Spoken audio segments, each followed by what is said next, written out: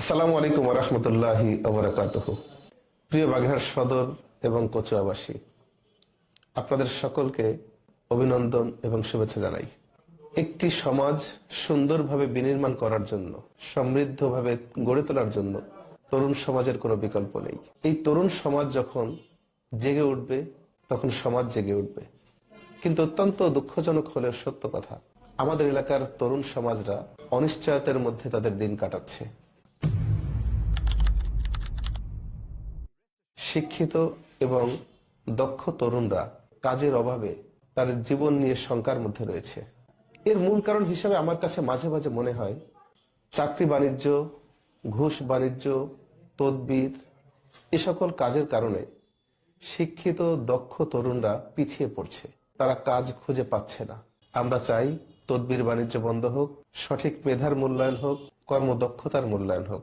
যাদের মেধা কম রয়েছে, শিক্ষার যোগ্যতা কম রয়েছে, তাদের যোগ্যতা অনুযায়ী যে যেখানে যে কাজে দক্ষতা হবে তাকে সেখানে সেই কাজের জন্য প্রস্তুত করেই আমরা তাদের হাতেও কাজ তুলে দিতে চাই।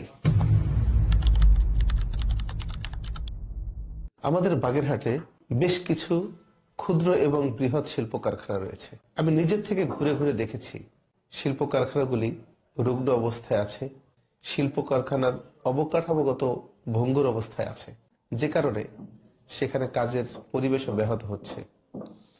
আমরা যদি এই রুগ্ন শিল্পকে বিনিয়োগের মাধ্যমে একটু এগিয়ে নিতে পারি, তাহলে বাগেরহাটের অনেক মানুষ, তরুণ সমাজ সহ, তারা সেখানে কাজ করতে পারবে। তাদের কাজের জন্য, জীবিকা নির্বাহের জন্য বাগেরহাটের বাইরে ছোটাছুটি করতে হবে না।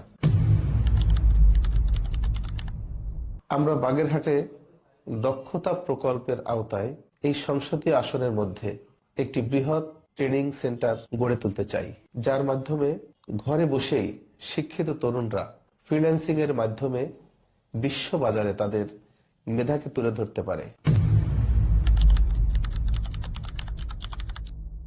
যে সকল তরুণ যুবকরা নিজেরা বাড়িতে বসে অথবা বাড়ির বাইরে কিছু কাজ করার চিন্তা করছে, আমরা তাদের জন্য সহজ শর্তে বিনিয়োগের ব্যবস্থার মাধ্যমে তাদেরকে কর্মের আওতায় আনতে চাই।